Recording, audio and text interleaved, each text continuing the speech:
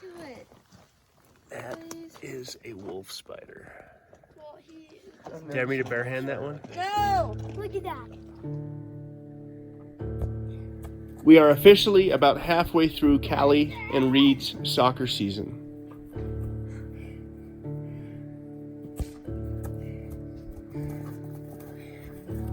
As usual, anything associated with the ball, Reed is good at.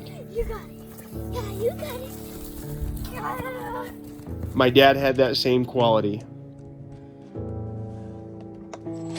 Excellent hand-eye coordination.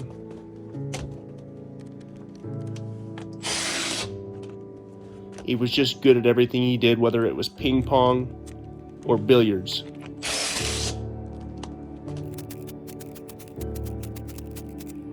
We've tried not to force any one particular sport on our kids, but if they choose to do something and we spend the money for them to do something, it's important that they finish out the year.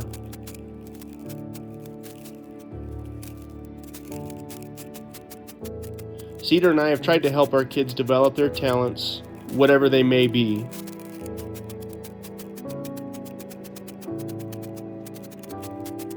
Reed is incredibly competitive, where Callie seems to be along for the ride.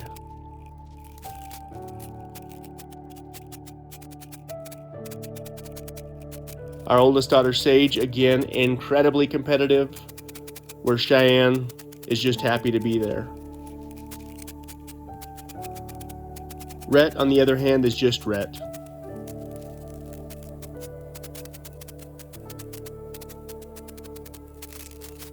I've told this story once before, but when Rhett was about 8 years old, we were sitting in church.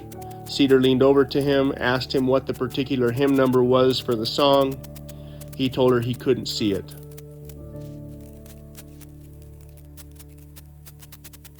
Cedar leaned over to me and said that he may need glasses. I was certain that Rhett was kidding, because my eyesight was perfect.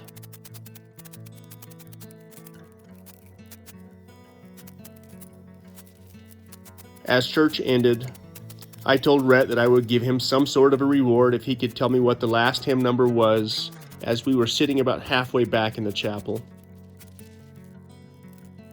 He started crying. I began to figure out that this may be a little bit more serious than I thought.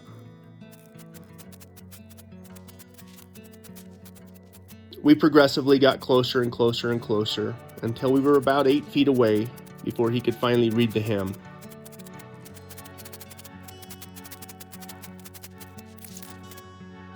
All of a sudden, everything started to make sense. Why he sat so close to the TV. Why he never wanted to play when we got together as a family and played wiffle ball. All of a sudden, I had a whole lot of guilt, as I felt like I should have caught this earlier. We took him to the eye doctor, got his eyes checked, and sure enough, he needed glasses.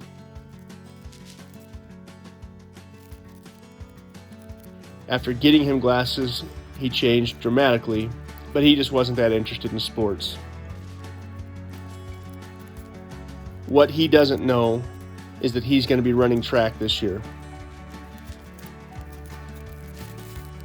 Cedar and I have talked quite a bit about it, and at his age he needs to be doing something quite active, so I'm going to give him a choice between his truck, track, or wrestling. He's always been a good runner, so I'm hoping he chooses track.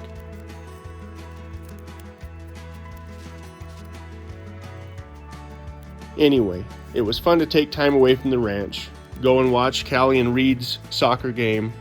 But now that the front porch is officially done, I've got to get to a few projects that I've been putting off for a few months now.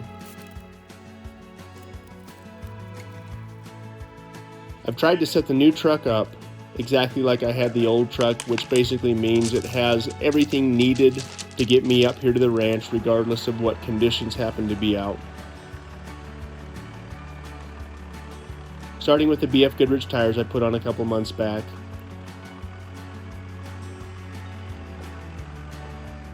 The one that I've been needing to finish as we get into mud season is the front winch.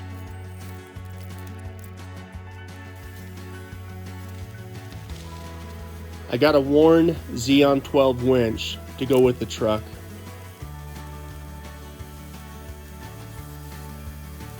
I had the worn Xeon 10 on the old Ford truck, and I went a little bit heavier as this truck is a little bit heavier than the old truck.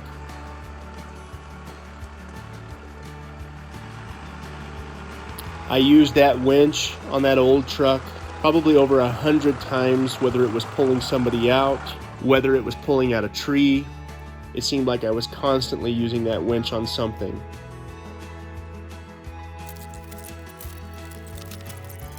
I put the worn synthetic rope in this winch instead of the steel cable. Warren recommends that you preload the cable so it doesn't get damaged the first time you use it. I upgraded the exhaust on the truck as well.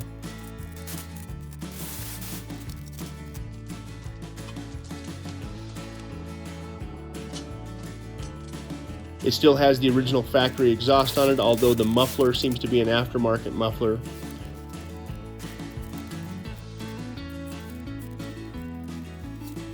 So I cut the exhaust out and put a 4-inch straight pipe on it, helping it breathe a little better.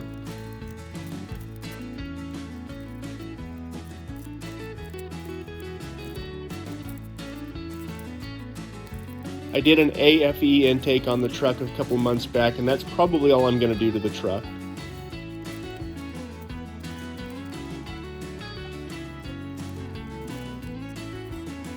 I've noticed a couple different times when I'm towing up the hills it was getting a little bit warm, and having the larger exhaust on it should help with this.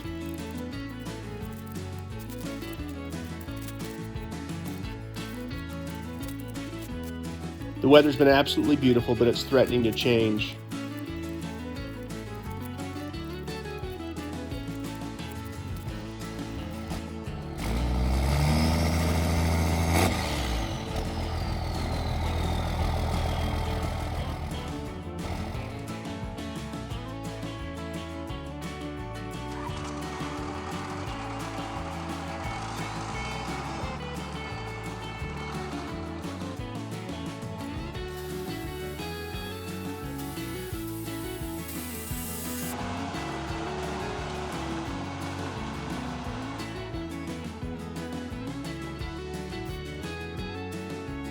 Because I don't have the shop finished yet, I wanted to get some of these mechanical jobs done and taken care of before the rain comes, before the snow comes, so I can worry about the inside projects at that time.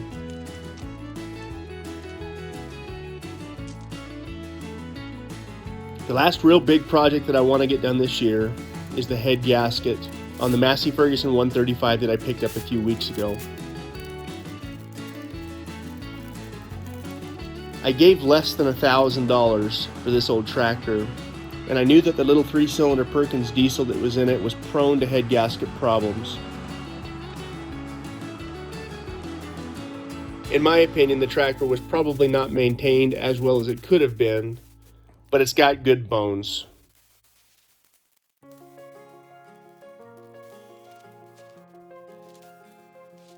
The motor still seems to be fine, and I don't think it has that many hours on it.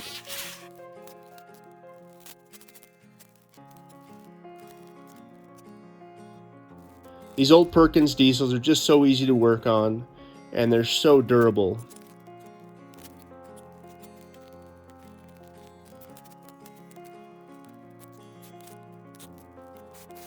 I believe originally Massey Fergusons were manufactured in England. At some point they moved to Canada, and the Massey Ferguson 135 might be one of the most universal tractors out there.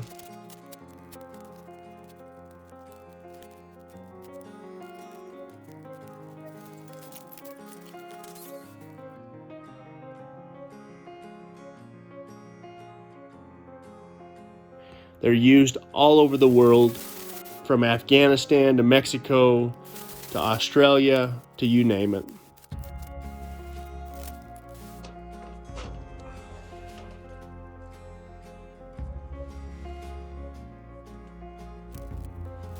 So they still make almost all parts needed, and Perkins still makes a version of the motor that's in this tractor.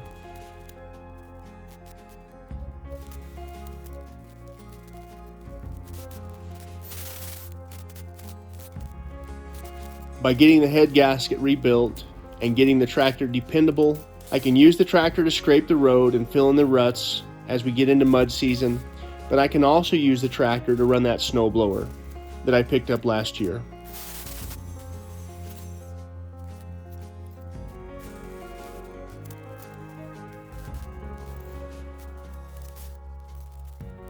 It's still a two-wheel drive tractor, but I'm going to get some change and give it a go.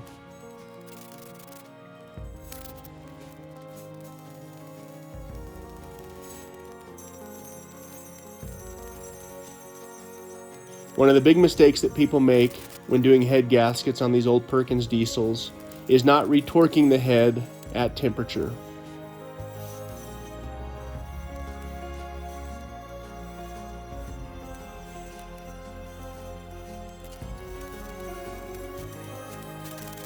So after copper coating everything and getting everything back together, not only did I progressively torque it in the first place, but after getting it up to temperature, I'm going to torque it again. And it's always shocking to me how much the head bolts loosen up a little bit once they're warm. But I think I've got this one good to go.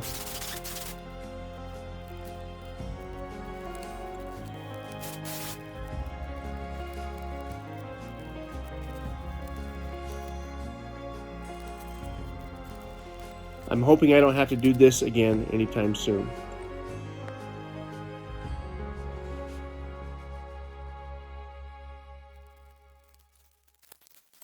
Callie will occasionally come out when I'm doing projects like this and want to get her hands dirty.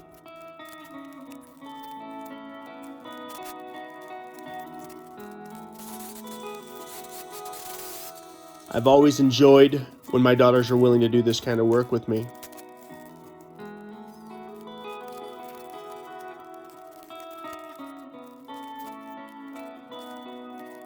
A few weeks back, I bought that Suzuki King Quad 300 four-wheel drive four-wheeler, and it's also needed a little bit of work, but I got it out and let Callie and Reed drive it around to just get a feel for it.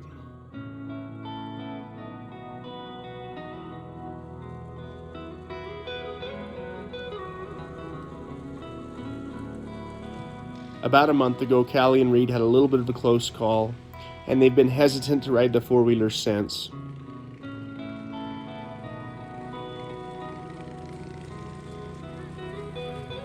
They like to ride together, they got a little bit brave, and they tipped their little Honda 80 four-wheeler over on them, and it scared them enough to where they haven't touched the four-wheeler since.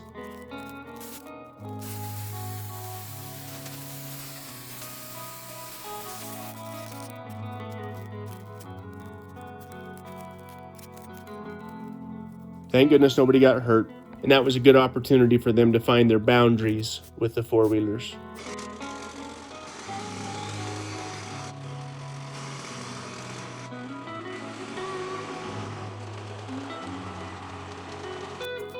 When I went to fire up the tractor for the first time, I left one of the injectors loose, and the dang thing still fired up.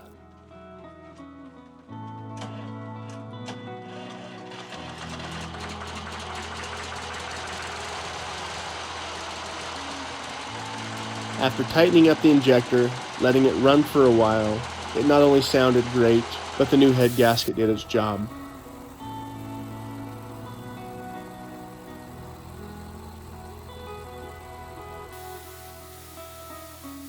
Now that I've gotten most of these little projects out of the way, I can get focused on the big issues.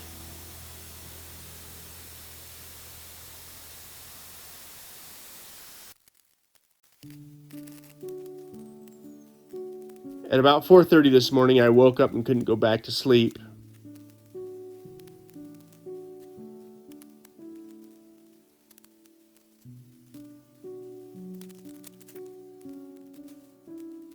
We've been using the wood stove the last few nights, and I had another moment where I recognized that I need to get on the firewood and get an abundance of dry firewood ready to burn before we get any deeper into winter.